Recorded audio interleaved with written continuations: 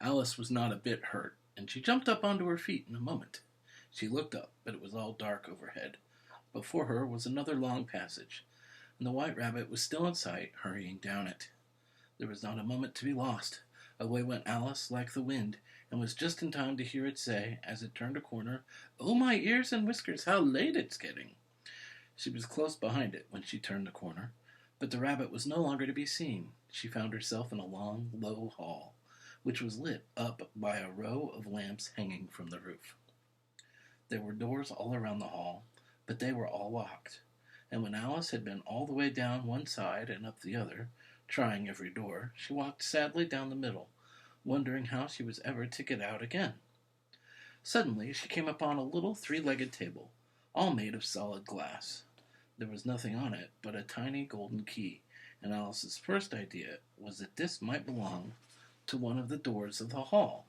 But alas, either the locks were too large or the key was too small, but at any rate it would not open any of them. However, on the second time round she came upon a low curtain she had not noticed before, and behind it was a little door about 15 inches high. She tried the little golden key in the lock, and to her great delight it fitted. Alice opened the door and found that it led into a small passage, not much larger than a rat hole. She knelt down and looked along the passage into the loveliest garden you ever saw. How she longed to get out of that dark hall and wander about among those beds of bright flowers and those cool fountains. But she could not even get her head through the doorway, and even if my head would go through, thought poor Alice, it would be of very little use without my shoulders. Oh, how I wish I could shut up like a telescope. I think I could, if I only knew how to begin. For you see, so many out-of-the-way things had happened lately that Alice had begun to think that very few things indeed were really impossible. There seemed to be no use in waiting by the little door, so she went back to the table, half hoping she might find another key on it, or at any rate a book of rules for shutting people up like telescopes. This time she found a little bottle on it, which certainly was not here before, said Alice, and tied around the neck of the bottle was a paper label with the words, "Drink me," beautifully printed on it in large letters. It was all very well to say, "Drink me," but the wise little Alice was not going to do that in a hurry. "No, I'll look first," she said, "and see whether it's marked poison or not," for she had read several nice little stories about children who had got burnt and eaten up by wild beasts and other unpleasant things, all because they would not remember the simple rules their friends had taught them, such as that a red-hot poker will burn you if you hold it too long, and that if you cut your finger very deeply with a knife, it usually bleeds. And she had never forgotten that, if you drink much from a bottle marked poison, it is almost certain to disagree with you, sooner or later. However, this bottle was not marked poison, so Alice ventured to taste it, and, finding it very nice, it had, in fact, a sort of mixed flavor of cherry tart, custard, pineapple, roast turkey, toffee, and hot buttered toast. She very soon finished it off. "What a curious feeling," said Alice. "I must be shutting up like a telescope." And so it was indeed.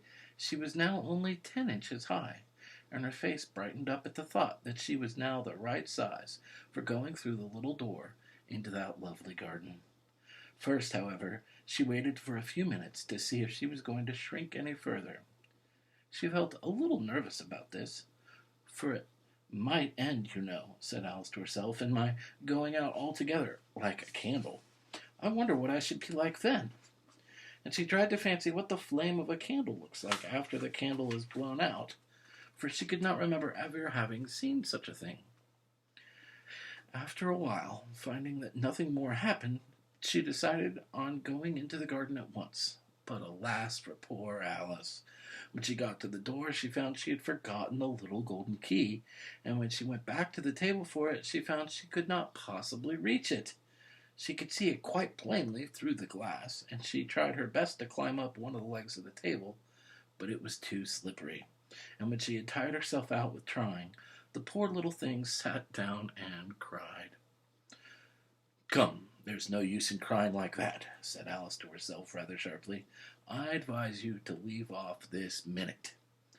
She generally gave herself very good advice, though she very seldom followed it, and sometimes she scolded herself so severely as to bring tears into her eyes. And once she remembered trying to box her own ears for having cheated herself in a game of croquet she was playing against herself. For this curious child was very fond of pretending to be two people. But it's no use now, thought poor Alice, to pretend to be two people. Why, there's hardly enough of me left to make one respectable person. Soon her eye fell on a little glass box that was lying under the table. She opened it and found in it a very small cake, on which the words, "Eat me," were beautifully marked in currants. "Well, I'll eat it," said Alice, "and if it makes me grow larger, I can reach the key, and if it makes me grow smaller, I can creep under the door. So either way, I'll get into the garden, and I don't care what happens." She ate a little bit, and said anxiously to herself, "Which way? Which way?" holding her hand on the top of her head to feel which way it was growing, and she was quite surprised to find that she remained the same size.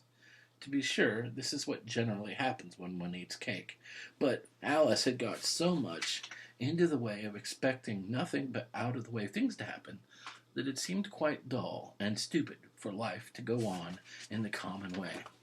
So she set to work, and very soon finished off the cake.